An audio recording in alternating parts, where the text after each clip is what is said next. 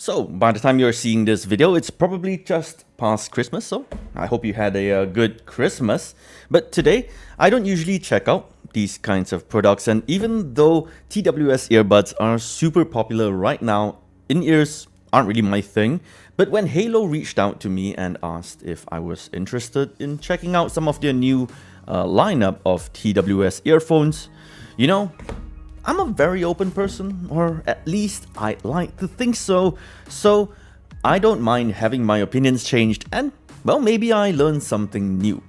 Haylou is apparently a Xiaomi-backed company as well, so that has raised my expectations a little. And they sent me their Moripods and their W1s. So let's check them out.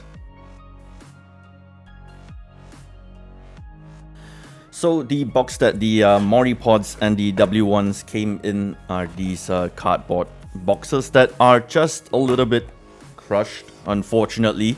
But the contents inside them should be okay. And yeah, aside from, of course, the earbuds, you get a manual, you get a Type-C charging cable.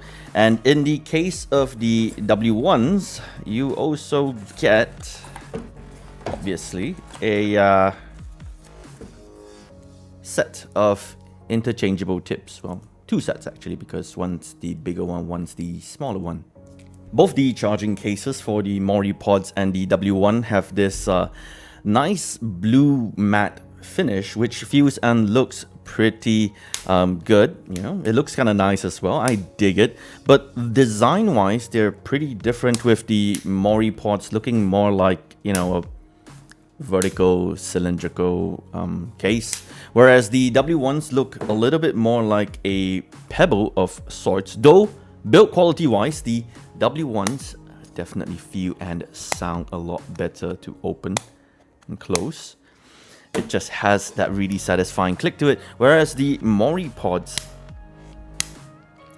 definitely feel a little bit more hollow and cheaper. The both of them charge using USB Type-C down the bottom. However, so yeah, that's nice to see. It's a pun. Design-wise, for the earbuds are pretty distinct. The W1s are, well, they definitely look a bit better. It's got this kind of metal finish down the top. It looks a lot more premium, kind of a less hard edges, and it's the more popular in-ear design or style these days, which I haven't really liked historically. So it'll be interesting to see if the W1s change my mind. Now, on the other hand, the Moripods, well, if you want to say that the W1s look more like Apple EarPods Pro, the Moripods look more like standard EarPods, which means that rather than going into your ear canal, they just sit right outside your ear, which, you know, I kind of like a bit more. Maybe it's just a design that I'm really used to, but build quality wise, they definitely feel a bit cheaper. Now, both of them have IPX4 water resistance, so you can use them in the rain or, you know, in the shower. I would have no idea why you would want to use TWS earbuds in the shower or take calls in the shower, but hey, I don't tell you what to do, and you do you. It's fine, I don't judge that much.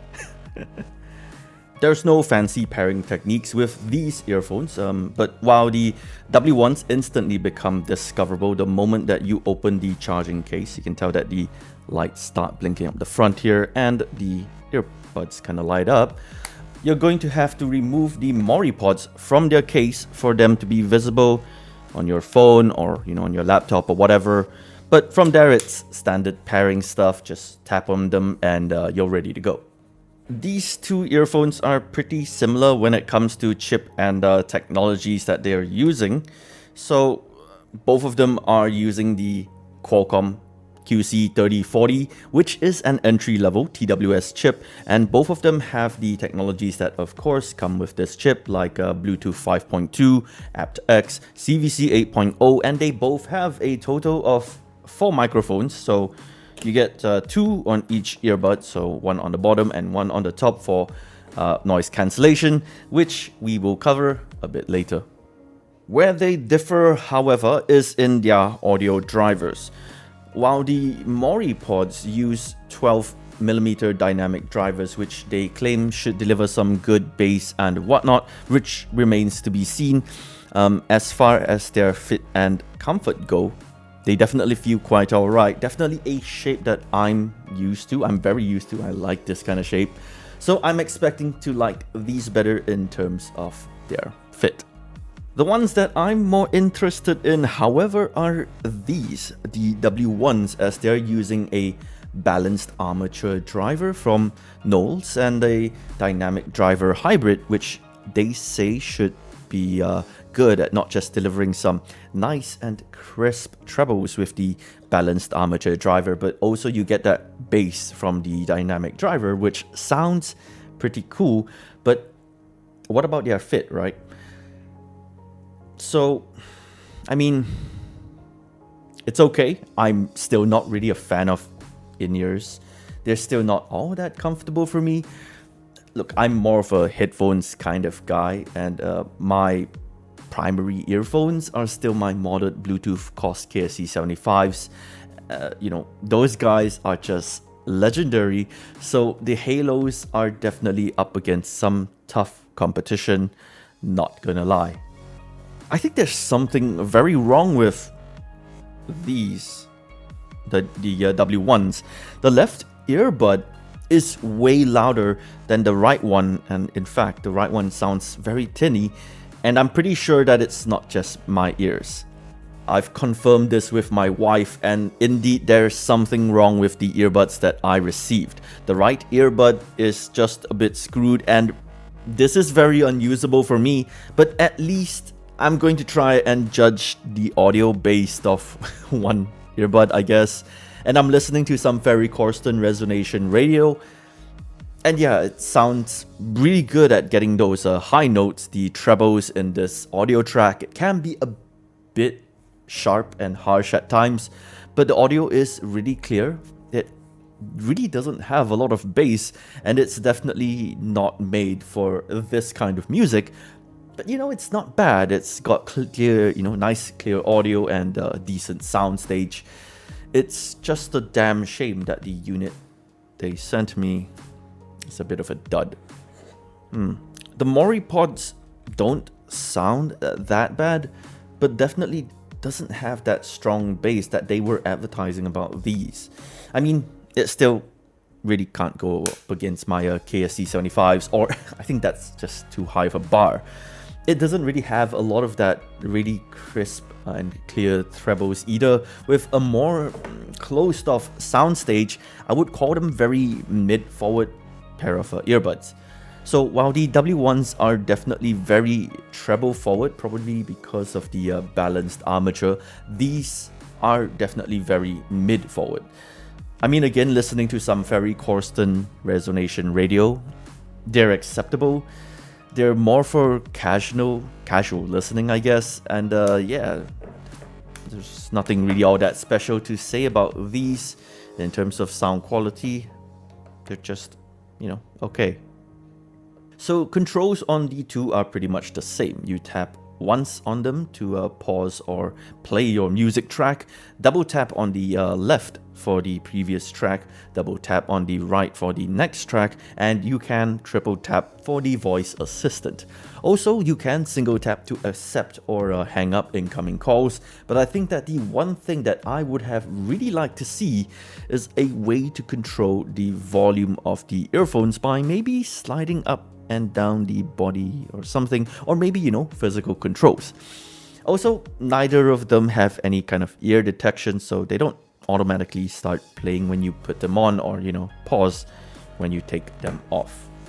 Microphone quality time, and right now you're hearing what I sound like from the Haylou W1. You guys can, of course, tell me what you think about the audio quality, but I've already had a bit of a listen to them, and you know what? I mean, it sounds okay. It sounds quite good. But the one thing that I was quite impressed with these was the noise reduction.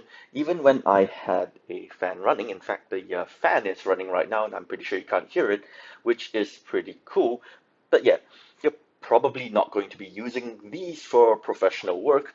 But you know what? I think that people aren't going to complain about your call quality, I'm sure.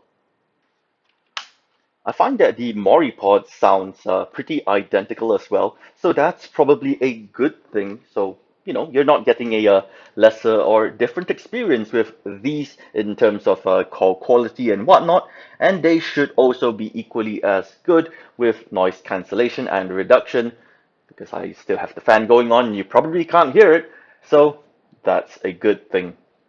So in terms of battery life, these earbuds should have about 6 hours of listening time on them before you need to charge them, and obviously you can do that with the case that they are stored and kept in.